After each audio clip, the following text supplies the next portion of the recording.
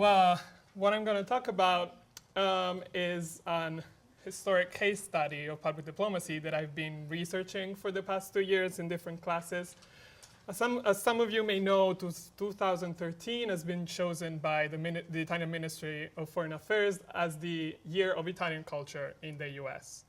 They're doing a whole series of events displaying Italian culture, science, education, the next generation, and also the ties between the US and Italy. So I thought, what greater year to organize an exhibit on the Letters to Italy campaign and the US involvement in the Italian elections of 1948.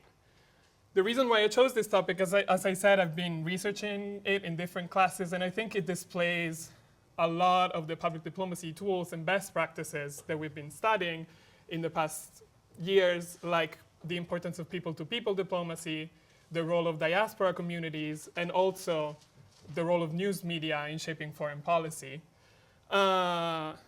So just to make you understand what this Italian election meant in the US and in the world, a little bit of an historical context.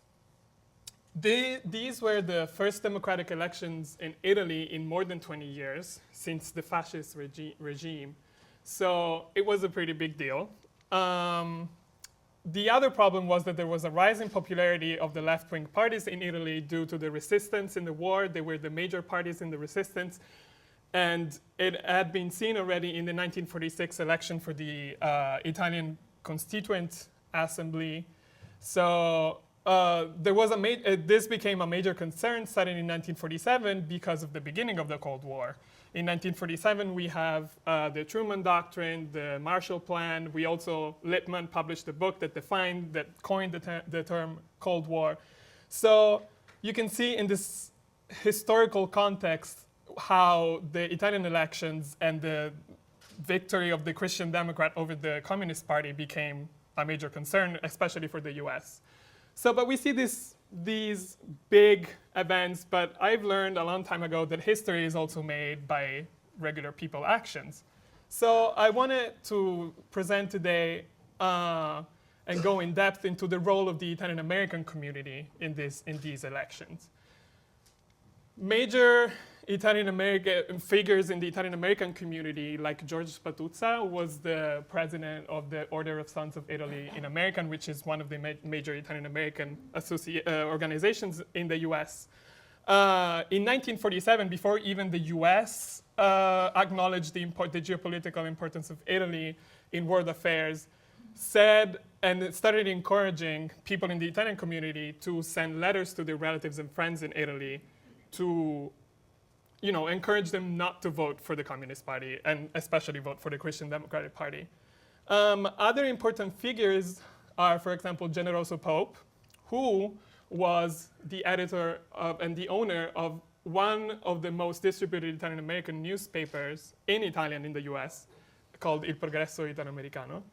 And basically what this started was that it started as just suggesting to send letters, and then it became a full-blown campaign where sample letters were published in newspapers, were distributed everywhere, and also illustrated postcards that basically were given to the Italian-American people to send en masse to Italy to say, to vote, to not vote, to make them not vote for the Communist Party. So I thought this quote was very poignant because it shows the power of people-to-people diplomacy. Generoso Pope said, "I started the campaign realizing that the people of Italy would believe the truth when it was told by a brother or a friend or a blood relation."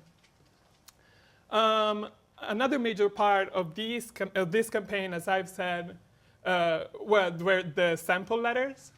And you can see they played a lot with typical Italian values, like religion. You can see this was a sample letter that was published on March 27th, and it was like, this is Easter Sunday, and on April 18th, you have the destiny of the world on your shoulders, basically. It calls communism an enemy of God and the family, again, very, very strong Italian values. And then the end, it shows the ties between the communities and the wish for a better world and a better Italy. And so this is the prayer which all of us Americans of Italian origins direct to you on this Easter Day. So you can see the play on traditional Italian values.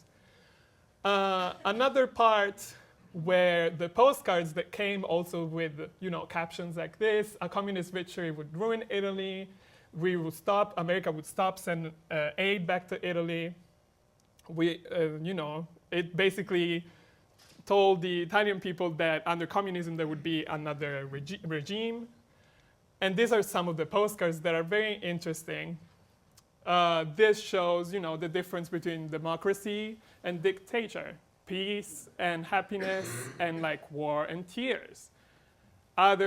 This shows justice opening the door to the Italian elections and seeing democracy, whereas on the other side, there's, a foreign regime. Other thing, this is resistance fighters coming out of their graves because they fought in vain during the war. This is the Iron Curtain being moved all the way up in front of Italy so that Americans cannot send help to their family and friends in southern Italy. So, you can see these were, they seem funny today, but these played on a lot of fears in the Italian people. They all, counted on the American help. So this campaign really struck close to home. It's hard to say the actual impact that it had, but a poll conducted in 1949, showed that 16% of the Italian people that responded to the poll said that they were in contact with their family in America. And this excludes France, so you can see how many of these people received this kind of mail. It is estimated that at the end of the campaign, more than 10 million pieces of mail were sent to Italy for free, because the program, when it became big, it was sponsored by the State Department and the US Post Office.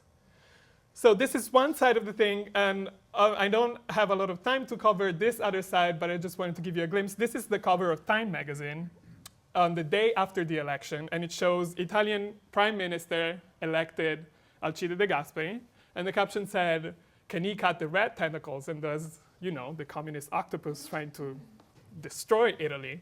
This is just the end of a campaign that in the US, especially in the major newspapers and news magazines like the Washington Post and the New York Times, they played up the figure of Alcide De Gasperi as a positive figure for Italy and for growth and in the new bipolar world. And so this was just the end, and this is a whole other aspect that unfortunately I don't have time to cover today, but this shows, as I've said in the beginning, the power to people-to-people diplomacy, diaspora communities, and also the power of news media in public diplomacy.